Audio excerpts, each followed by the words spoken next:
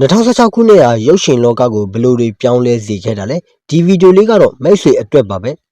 ရုပ်ရှင်ကြိုက်နေတဲ့သူတွေကိုဖြိုဖြီးမှုအပြည့်အဝရစေခဲ့တဲ့2016ခုနှစ်ရဲ့ရုပ်ရှင်လောကအကြောင်းကိုပတ်2အနေနဲ့ဗဇာလုံးမှပြန်လည်ယူဆောင်လာခဲ့ပါပြီနံပါတ်6ဆေးရုပ်ရှင်တွေထဲမှာတန်မူထူးခြားနေခဲ့တဲ့ Mel Gibson ရဲ့ Hacksaw Ridge နောက်တစ်ယောက်ထက်ကခွေတောင်းနေခဲ့တဲ့ Desmond Dossခေတ်အဆက်ဆက်ဆေးရုပ်ရှင်အများစုမှာလူကောင်းကလူဆိုးကိုအနိုင်ယူခဲ့တဲ့အကြောင်းကိုသာရိုက်ကူးပြလေးရှိပေမဲ့ Mel Gibson ရဲ့ Hacksaw Ridge ရုပ်ရှင်မှာတော့တနက်လုံးဝမကင်ခဲ့ပဲနဲ့မြင်မြင်သမျှလူတွေကိုသူတို့ဘာသာကောင်းကောင်းဆိုဆိုအကုန်ကယ်ဆယ်ခြင်းနဲ့စေးသက်သားလေး Desmond Doss အကြောင်းကိုပုံဖော်သွားခဲ့ပြီးဒီရုပ်ရှင်က2016ခုနှစ်အတွင်းထွက်ရှိခဲ့တဲ့ရုပ်ရှင်တွေထဲမှာအကောင်းဆုံးတွေထက်ကတကအပါဝင်ပဲဖြစ်ပါတယ် The Amazing Spider-Man ရဲ့မင်းသားတလက်လည်းဖြစ်ခဲ့တဲ့ Andrew Garfield ကိုဘာသာရေးကိုင်းဆိုင်တဲ့စေးသက်သားလေးအဖြစ်တွေ့မြင်ခဲ့ရတဲ့ဒီရုပ်ရှင်ဟာသူ့ရဲ့တမူထူးခြားတဲ့စစ်ပုံတွေနဲ့ Desmond Doss ရဲ့မလျှော့သောဇွဲတို့ကြောင့်ပရိသတ်တွေအကြိုက်တွေ့ခဲ့ရပြီးယခုချိန်ဒီပရိသတ်တွေအားပေးနေတဲ့စေရုပ်ရှင်ကားတကားဆိုရင်လည်းမမှားပါဘူး။နံပါတ်9တနိတာဟာတသက်သာဖြစ်ခဲ့ရတဲ့ကိုချစ်တဲ့သူနဲ့တနိတာသူဖြတ်တန်းခွင့်ရခဲ့တဲ့ One Day 2016ခုနှစ်မှာစိတ်ခံစားချက်တွေစုံလင်စေဖို့အတွက်2021ခုနှစ်အာဏာသိမ်းစစ်ကောင်းဆောင်ရဲ့အောက်မှာမြမပြည်ပပို့ကုန်တစ်ခုဖြစ်ခဲ့တဲ့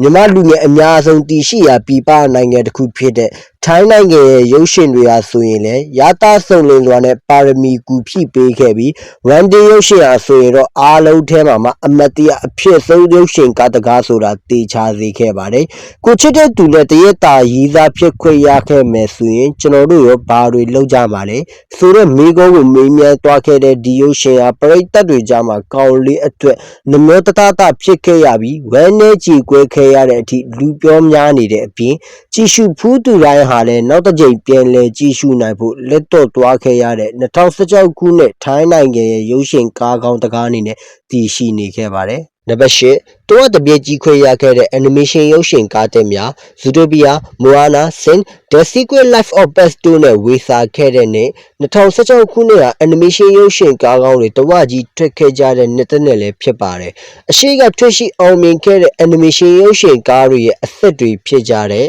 Finding Dory, Kung Fu Panda 2နဲ့ Ice Age Collection Cruise ထွက်ခဲ့ကြသလိုရုပ်ရှင်အသစ်တွေဖြစ်တဲ့ Zootopia, Trolls, Moana, The Secret Life of Pets နဲ့ Sin တို့လည်းထွက်ရှိခဲ့ပြီးကလေးတွေရောလူကြီးတွေပါကြိုက်နေတဲ့အားပေးကြမ်းခဲ့ကြပါတယ်။နံပါတ်9ရုပ်ရှင်ကားကောင်းတွေအများကြီးထွက်ခဲ့တဲ့နေ့ကြီးစရာရုပ်ရှင်တွေအပြိုင်ဆိုင်များခဲ့ကြတဲ့2016ခုနှစ်ဟာ animation ရုပ်ရှင်ဇာတ်ကားကောင်းတွေအများကြီးထွက်ခဲ့တာတင်မဟုတ်ပဲအခြားထွက်ရှိခဲ့တဲ့ရုပ်ရှင်ဇာတ်ကားကောင်းတွေကိုလည်းဘယ်ဟာအကြိုက်ဆုံးလဲလို့ရွေးချယ်ရခက်လောက်အောင်အများကြီးထွက်ခဲ့ပါတယ်။ဆူတန်းဝင်သွားတဲ့ရုပ်ရှင်တွေအနေနဲ့လလလန်းပါဝင်အော်စကာမှာပန်းပန်နိုင်ခဲ့တဲ့ Moonlight, Manchester by the City ရဲ့ Director Park Chan-wook ရဲ့ The Handmaiden, Denis Villeneuve ရဲ့ Arrival နဲ့အတူ Martin Scorsese ရဲ့ Silence အပြင် Peter Jack Gyllenhaal ရဲ့အကောင်းဆုံးရုပ်ရှင်ကားတကားဖြစ်တဲ့ Notre Anime ရုပ်ရှင်ကလည်း2016ခုနှစ်မှာပဲထွက်ရှိခဲ့တာပါ။ရုပ်တင်ရုပ်ရှင်ကားကြီးတွေထဲမှာလည်း Star Wars ရုပ်ရှင်တွေထဲမှာတမူထူးခြားကွဲထွက်နေခဲ့တဲ့ Rogue One, Harry Potter ရုပ်ရှင်လောကကြီးကိုစတင်တိုးချဲ့ခဲ့တဲ့ Fantastic Beasts Where to Find Them, Tarzan Live Action ရုပ်ရှင်ဖြစ်တဲ့ The Legend of Tarzan မြစ်ထက်အရေးပေါ်ထိုးဆင်းခဲ့ရတဲ့လေယာဉ်မှုဖြစ် Tom Hanks မိသားကြီးတယောက်ဆောင်ခဲ့တဲ့ Sally ရုပ်ရှင် Chris Pratt နဲ့ Jennifer Lawrence တို့ရဲ့ Passenger တို့ထွက်ခဲ့ပြီးဒီရုပ်ရှင်တွေအများစုဟာပရိသတ်အကြိုက်တွေ့ခဲ့ရတဲ့ရုပ်ရှင်တွေဖြစ်ခဲ့ရပါတယ်။နံပါတ်10နှစ်ပေါင်များစွာလွဲချော်ခဲ့ရတဲ့ Oscar ဆုကို The Revenant ရုပ်ရှင်နဲ့သိမ်းပိုက်သွားနိုင်ခဲ့တဲ့ Leonardo DiCaprio အတွက်မမိနိုင်စရာပထမဆုံးသောအော်စကာဆု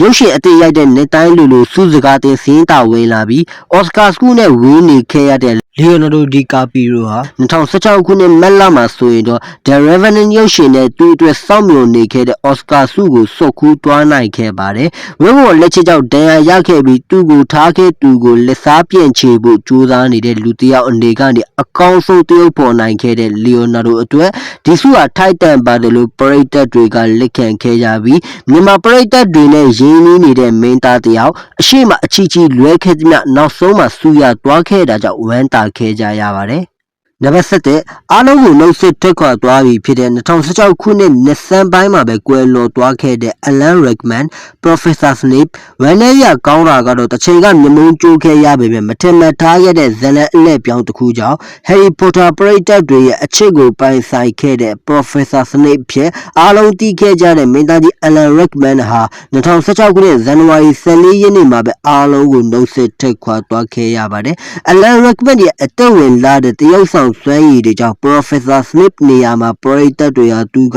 လွဲလို့အခြားသူနဲ့တွဲမမြင်နိုင်လောက်အောင်ဒီဩဇာညောင်းခဲ့ပြီး Alan Rickman ဟာလူသားသေးပေမဲ့နာမည်မသေးကြောင်းကိုဒီဇက်ကောင်နဲ့တစ်သေးပြနိုင်ခဲ့တယ်လို့ပြောရင်လည်းလက်ခံရပါလိမ့်မယ်။2026ခုနှစ်ဟာ2016ခုနှစ်ရဲ့တကြော့ပြန်လို့ပြောနေကြသလိုလူဆိုတာအနိုင်ဆက်သဘောဆိုပေမဲ့လည်းဒီနေ့မှာတော့ Alan Rickman ကိုပရိသတ်တွေနဲ့တက်အားပေးရတဲ့အမှုပညာရှင်မီသူကမှကျွန်တော်တို့ကိုမနှုတ်ဆက်သွားဖို့မျှော်လင့်မိတာကတော့အမှန်ပါပဲဟုတ်ကဲ့ဒီဗီဒီယိုလေးကိုတော့ဒီလောက်နဲ့ပဲအဆုံးသတ်ပါရစေဒီလိုရုပ်ရှင်လောကအကြောင်းအရာလေးတွေကိုရေးသားဖော်ပြပေးတဲ့ Cinema Boulevard ကိုလည်းအလော်ပင်ကျေးဇူးတင်ရှိပါတယ်နောက်ကျွန်တော်ပီဇာရိုကလည်းအာနာသိန်းစစ်တပ်ကိုလက်နဲ့ဆွဲကင်တော်လန်နေတဲ့တော်လန်ပီတူတယောက်ဖြစ်တာကြောင့်ဒီလိုဗီဒီယိုတွေကို quality မီမီနဲ့မတင်ဆက်ပေးနိုင်တဲ့အတွက်ကြီးစုသူတွေကိုကြိုတင်တောင်းပန်ပါတယ်ဒါနဲ့ကျွန်တော်ကတော့ပီဇာရိုပါ